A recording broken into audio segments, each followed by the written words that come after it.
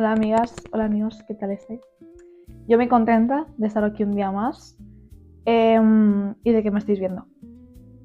Hoy vengo con un vídeo que llevo pensando mucho tiempo, llevo investigando y preparando mucho tiempo. De hecho, en el último vídeo os dije como, esta semana voy a sacar un vídeo que me hace mucha ilusión. No lo saqué, pero estoy aquí, ¿vale? Tampoco ha pasado tanto tiempo. Y tengo muchísimas ganas de hablar de ello porque es un tema que me ha gustado mucho investigar y reflexionar sobre él, ¿no? Para poder formar un tipo de opinión sustancial, ¿vale? Aún así, deciros que no hay ningún tipo de guión en este vídeo, como siempre, porque no sé seguir un guión.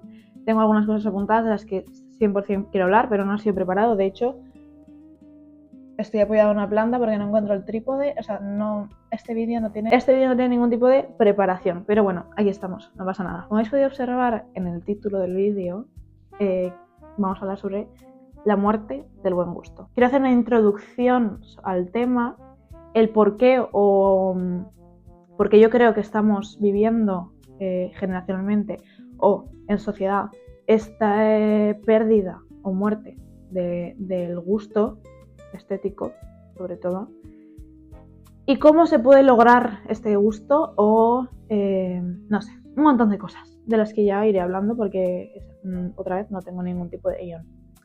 Entonces, vamos a empezar. Primeramente, ¿qué mecanismos subyacen al buen o al mal gusto? O sea, ¿qué hace que algo sea, o sea, que una persona tenga o no tenga ese gusto estético, ¿no? Para mí, en general, y después de toda la reflexión que he hecho, se basa en el criterio, en la educación y el entendimiento. ¿Autoentendimiento? ¿Eso existe? Bueno. Y ya está, chicos. Hasta aquí el vídeo de hoy. No. Yo creo que para introducir el tema hay que eliminar esta fiabilidad y esta conexión personal a la hora de valorar o juzgar una obra de arte o similar. O sea, cuando nos encontramos con alguien que tiene los mismos intereses y gustos que nosotros y que además nos cae bien y tenemos, o sea, formamos un tipo de vínculo o de conexión personal con esa persona, podemos caer, digamos, en una confianza errónea o en un exceso de comodidad, ¿no? Está muy bien rodearse de gente que tenga los mismos gustos que tú, porque se aprende y compartís y todo. Pero yo siempre digo que cuando más se aprende de una persona, o cuando más aprende de una persona no, cuando más uno mismo aprende de sí mismo es cuando se rodea de gente diferente a él, con diferentes gustos, diferente manera de ver la vida, diferentes ambiciones, todo, en todos los ámbitos, no solo en el gusto, sino personalmente también creo que una persona, cuanto más variado tenga el grupo que le rodea, más se autodescubre.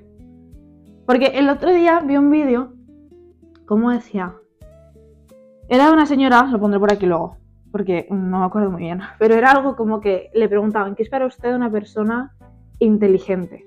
No me acuerdo exactamente las palabras que decía, pero daba a entender como una persona inteligente es aquella que es capaz de, digamos, poner en duda todo lo que sabe, ¿no? O todo lo que cree saber. O poner o sea, o tachar como erróneo todos sus pensamientos. No sé cómo era exactamente. ¿Qué es una persona inteligente? Bueno, quizás alguien que contemple siempre la capacidad de contradecir sus propias convicciones, es decir, que ponga en cuestión la seguridad con que afirma o ponga en cuestión la seguridad con que niega. La inteligencia sería para mí la capacidad de pensar en contra de lo que uno está pensando. Yo creo que el crecimiento está ligado con ese discomfort, en plan, no sé cómo se dice, pues no existe otra manera de que el cerebro, o sea, como de otra manera el cerebro no tiene nada a lo que adaptarse, digamos, y esta adquisición del buen gusto viene de la mano de este crecimiento, yo creo.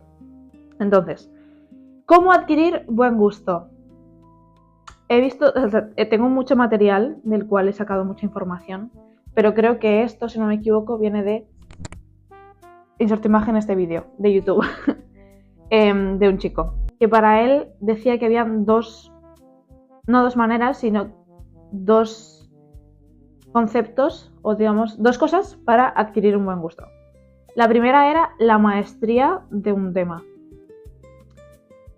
A ver, indiscutiblemente una persona puede nacer con una mayor o menor facilidad para pues, combinar ropa, para decorar un interior, o sea, hay una facilidad, ¿no?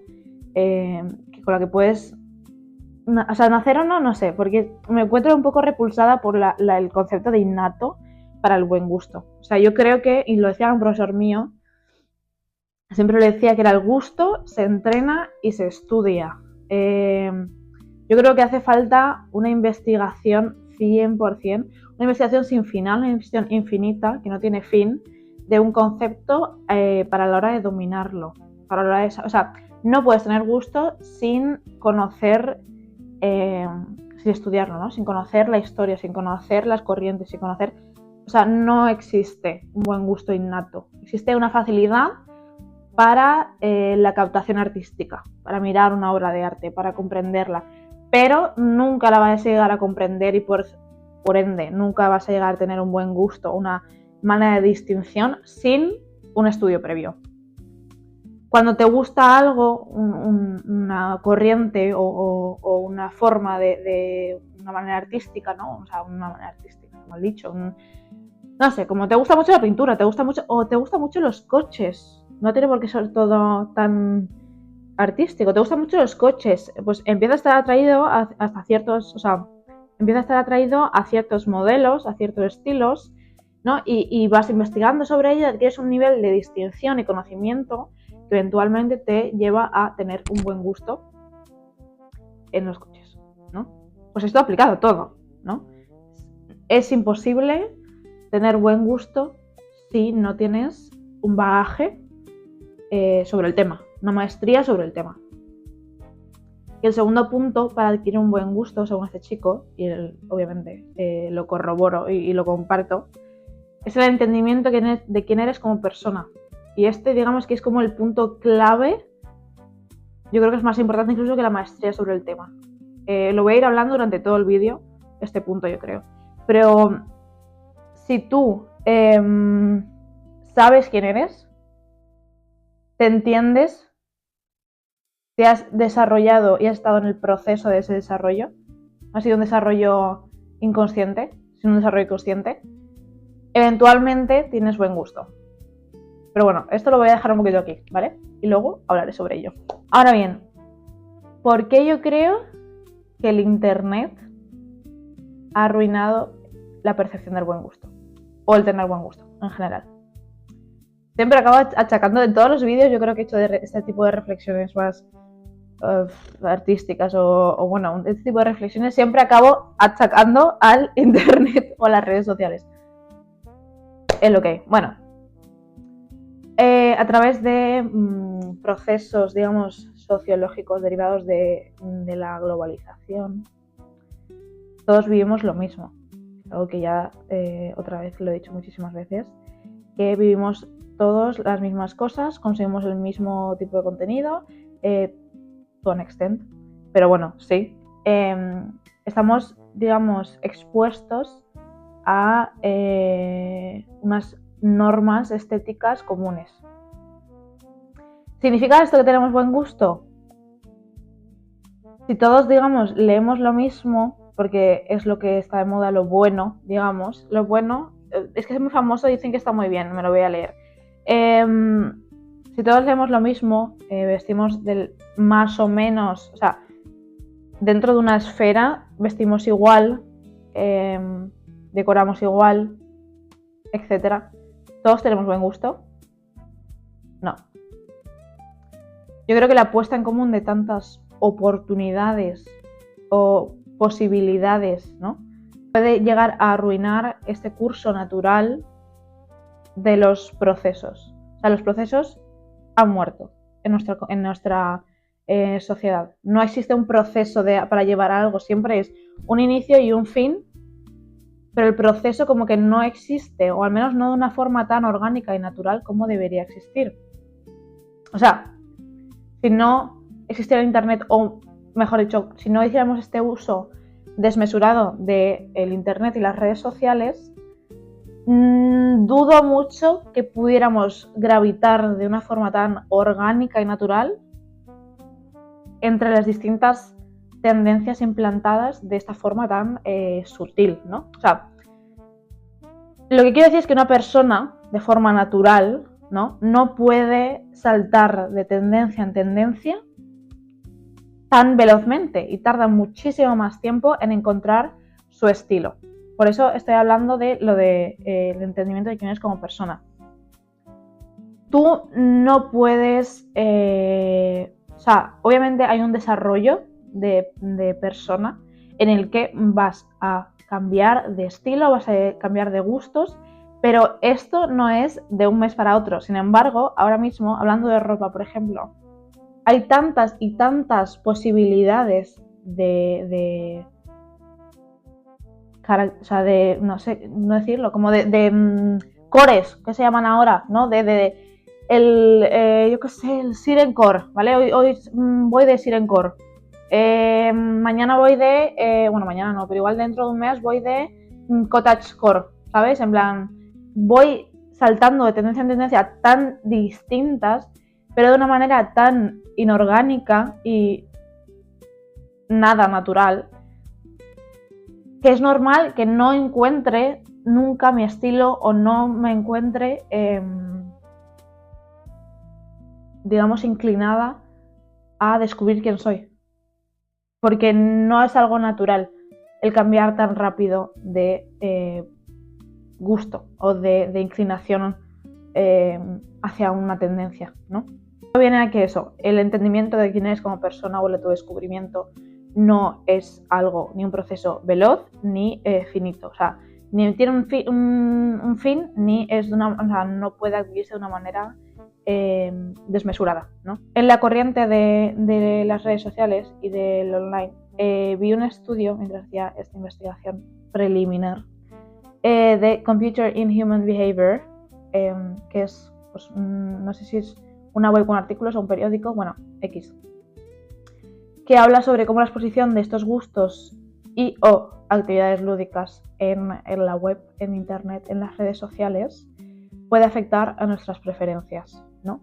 Entonces, hablaba de cómo hacía un estudio de gente que publicaba sus gustos y sus hobbies y todo eso en internet, y cómo eso les afectaba con más o como recibían más o menos apoyo, ¿no?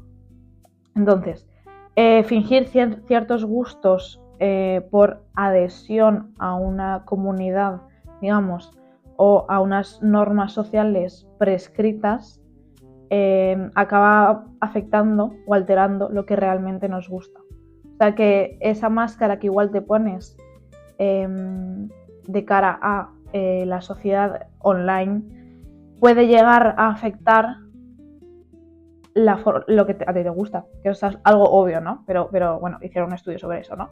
El hecho de que yo vea en internet toda esta gente usando no sé, este tipo de ropa, o decorando su casa igual, siempre pongo el mismo ejemplo, pero bueno, da igual, decorando su casa igual, o que a todo le gusta, de repente a todo el mundo le gusta el arte contemporáneo y este pintor en concreto, y van siempre, como que esta adhesión a estas normas sociales, en este caso estéticas o artísticas, hace que tus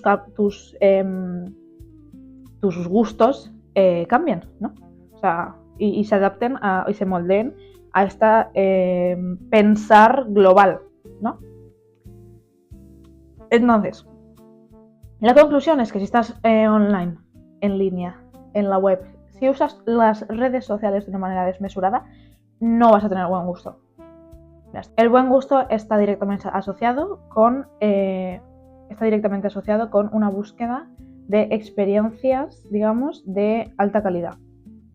y tiene como causa o consecuencia, digamos, este alejamiento de lo estandarizado directamente. Y en esta misma línea quiero hablar sobre este libro, que os lo recomendé en el último vídeo que hice sobre libros. Y en este me subrayé un par de cosas que me parecían muy importantes y muy curiosas, ¿no? Habla sobre la sobreabundancia que engendra una desvalorización. Dice: igual que el abuso desconsiderado del lenguaje debilita el sentido de la poesía, así ese obsesivo recurrir a la imagen perpetuamente impuesta y no elegida, entrevista más que vista, de inmediato borrada por la siguiente, debilita las facultades de atención de la mirada. Me acuerdo que aquí estaba hablando sobre cómo la imagen ejerce una imposición sobre el texto y lleva a un menos esfuerzo. Déjame ver, no me acuerdo dónde estaba. Aquí he hablado, mira. El cartel, la publicidad en todas sus formas, el mismo impreso, acogían con preferencia creciente a la imagen, dándole más papel que al texto. Se hallaba más eficaz dirigirse directamente a la mirada mejor que al razonamiento. Tened en cuenta que este libro está escrito en 1966. O sea, en 1966 este hombre ya hablaba sobre la imposición de la imagen al texto y cómo eso, digamos, desvalorizaba el arte en general, yo creo, por esa pérdida de raciocinio, esa pérdida de concentración y de razonamiento para valorar, digamos, una obra, sobre todo para tener una educación, ¿no? Y decía también algo, a ver, decía por aquí otra cosa, me acuerdo, lo tenía apuntado. Vale, no sé qué estaba hablando por aquí, pero decía: de tal manera que el espectador, obligado a no abandonarse a su pereza, como se siente tentado de hacerlo ante una pintura clásica, y sin que le sea posible lanzar a esa pintura una mirada tan negligente como la que lanza a la calle, se ve obligado a tomar conciencia del cuadro en tanto que cuadro y no en tanto que espectáculo. Esto me gustó muchísimo porque hablaba de... O sea, mirar el cuadro en tanto que cuadro y no en tanto que espectáculo, en el sentido de: yo tengo un cuadro y no lo veo como una forma de entretenimiento, no la veo como una forma de... no así eso, de pasar el rato o de algo bonito, sino que tomo conciencia del cuadro en tanto que obra de arte y en tanto que cuadro, no en tanto que manera de entretenerme, digamos. Yo creo que es lo que quiere decir. Un fresco de grandes dimensiones exige numerosos puntos de vista sucesivos, un verdadero pequeño viaje. Sometido a un entrenamiento de esa suerte, el ojo perderá poco a poco sus hábitos perezosos y pronto se sabrá ver la obra tal cual es y no como se quisiera que fuese. Aquí existe, o sea, aquí radica lo que estamos hablando de el entrenamiento y la educación indispensable para adquirir un buen gusto. Tú no puedes pretender tener buen gusto si no te entrenas y si no adquieres unas habilidades primero de vista y luego de raciocinio para la hora de valorar una obra de pintura en este caso, pero puede ser no sé, un disco de música o un outfit, ¿sabes? Cualquier cosa. En un mundo en el que nos regimos habitualmente por lo visual más que por lo escrito, como bien decía este hombre en 1966 ya, nos encontramos con la generación igual con menos gusto hasta la fecha. El no consumir de una manera consciente e intencionada es lo que nos ha llevado a no tener esa facilidad o esa habilidad de distinción del gusto, ¿no? El contenido que consumimos nosotros en internet es un contenido superficial, es un contenido banal, es un contenido no premeditado, ¿no? Y con esta palabra me quedo, con lo no premeditado, con lo no intencionado. ¿Entendéis la diferencia entre consciente e intencionado? En tanto que consciente, yo estoy haciendo así, estoy scrolleando en TikTok, me para un vídeo, me parece curioso, me paro, lo escucho, le doy una vuelta y ya está, y sigo. Está bien, ¿vale? Porque me he parado y he hecho un poquito de ejercicio mental. Ahora bien, ¿por qué no en vez de eso te sientas Imagínate que el vídeo era sobre, yo qué sé, tendencias de moda. Es que no tiene que ser nada tan profundo, ¿no? Tendencias de moda, que es algo que me gusta. Vale. ¿Por qué no en vez de eso te sientas con tu ordenador? O ya no con tu ordenador. Un poquito más de algo analógico. Te sientas con una revista de moda y te la lees. Y te lees los textos en los que explica no solo ves las imágenes, ¿no? Si me gusta la música, en vez de poner Spotify en aleatorio, ¿por qué no te sientas? Y si tienes un radiocassette o tienes un lector de CDs, o si no tienes un lector de CDs, buscas en YouTube este artista y te pones todas su discografía o una parte y realmente te sientas a, digamos, sentir la música, ¿no? Como que eso es lo que distingue una persona con gusto, digamos, que otra que no tiene.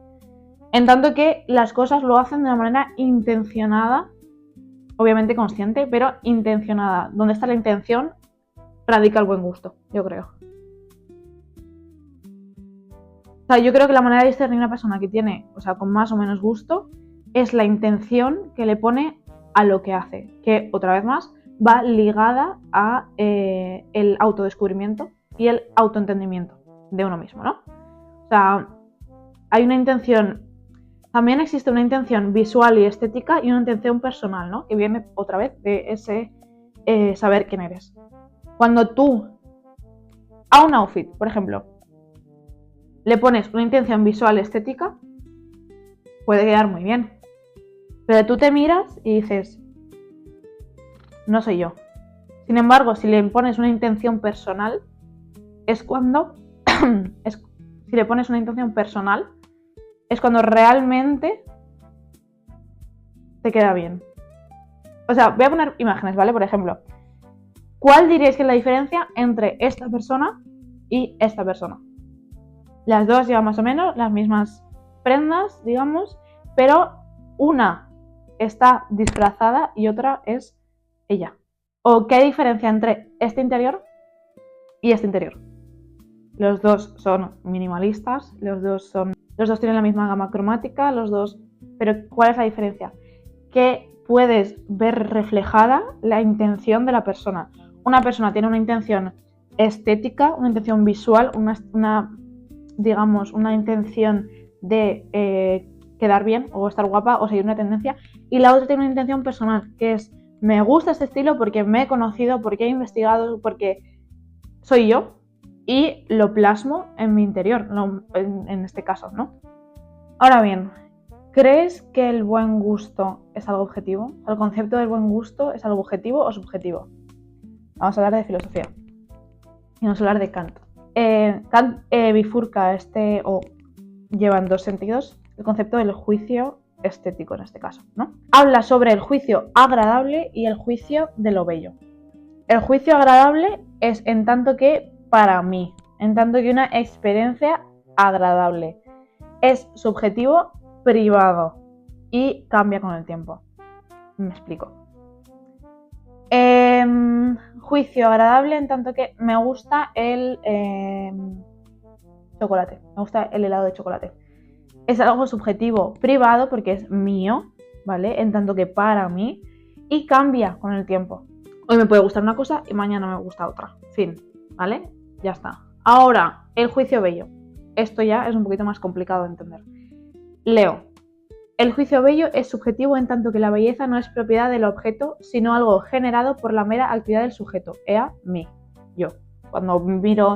Yo miro una pintura y el juicio bello es algo que viene de mí, no viene de la pintura.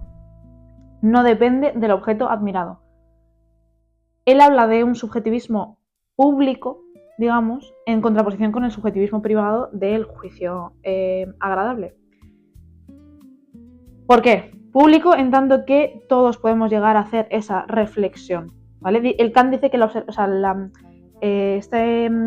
esta observación de la belleza o esta cualidad de ver algo bello tiene que ver con una reflexión, ¿vale? Entonces, dice que cuando expresamos un statement, un dato, opinión sobre lo bello o no lo bello, sobre un gusto, digamos, lo hace con la expectativa de que todo el mundo, a través de esta reflexión, llegue a la misma conclusión, básicamente. A través de esta lógica y de esta sensibilidad entrenada, lleguemos a la misma conclusión que él. O sea, Kant no se hace responsable de la educación de los demás, ¿vale?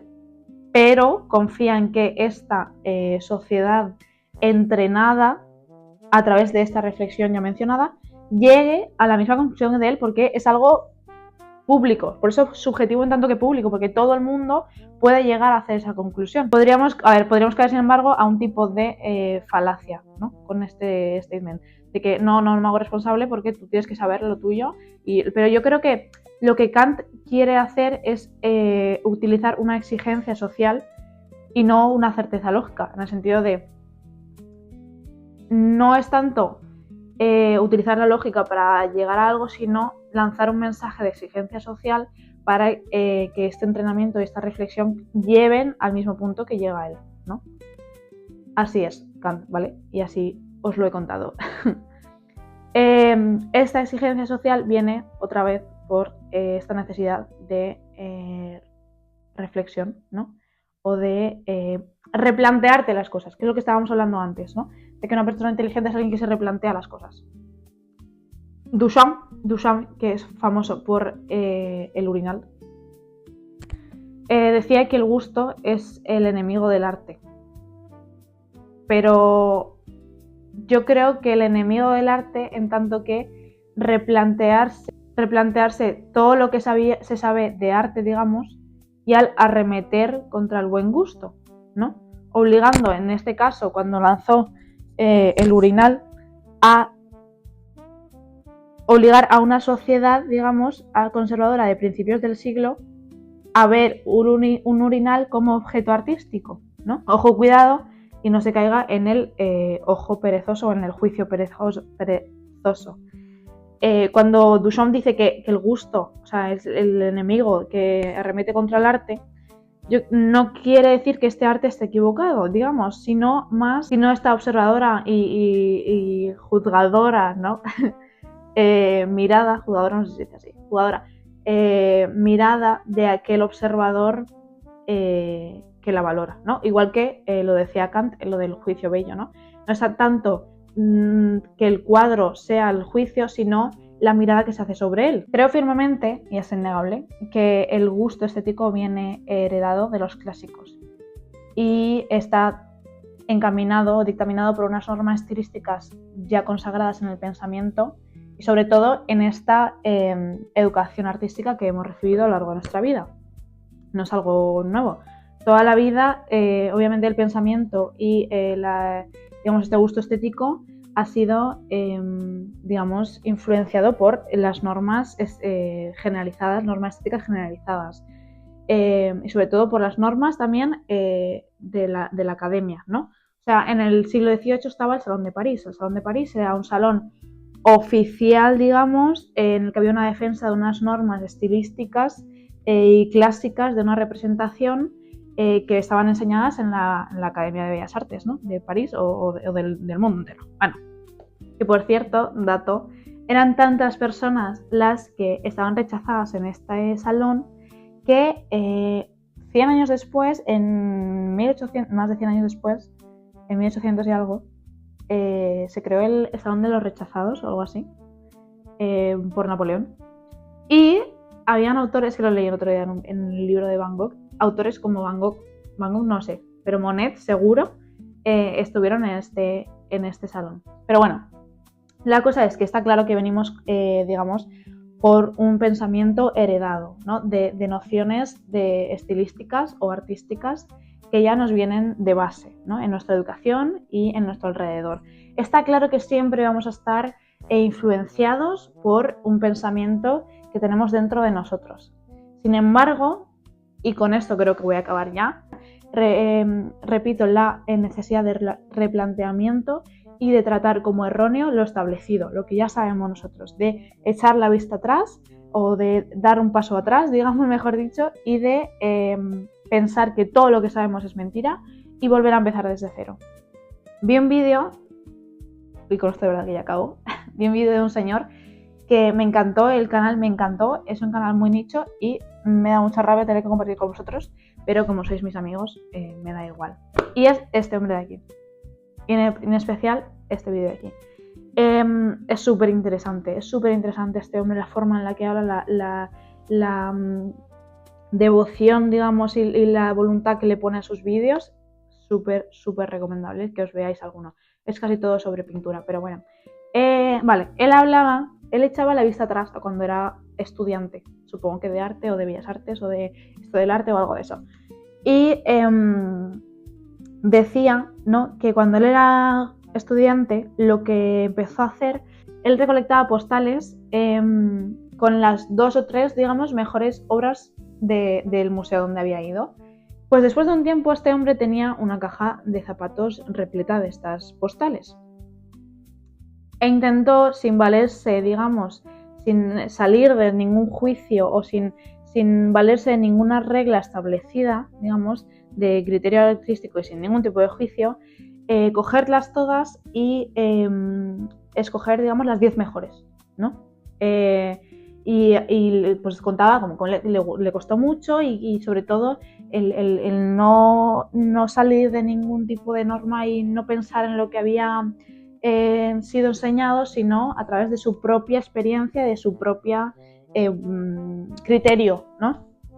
Y él decía, y I quote, decía, I was evolving taste by the experience of tasting. O sea, como que desarrolló este gusto como de esta experiencia, ¿no?, misma de replantearse cosas y otra vez de salir un poquito de lo que tenemos en la cabeza metido y desarrollar tus propios criterios de juicio. Entonces, eso, que el preguntarse el qué hace, por qué lo hace así, por qué piensa de esta forma, o en este caso, por qué una pintura es buena o mala, y esta observación careciendo de ningún tipo de inicio, ¿no?, o de punto de partida, ayudaba a este replanteamiento, que por ende ayudaba o desarrollaba este gusto estético que resulta en esta adquisición del gusto, básicamente. Entonces, eso, quería acabar diciendo esta anécdota de este señor, que me pareció muy acertada en este caso. Y nada, eso.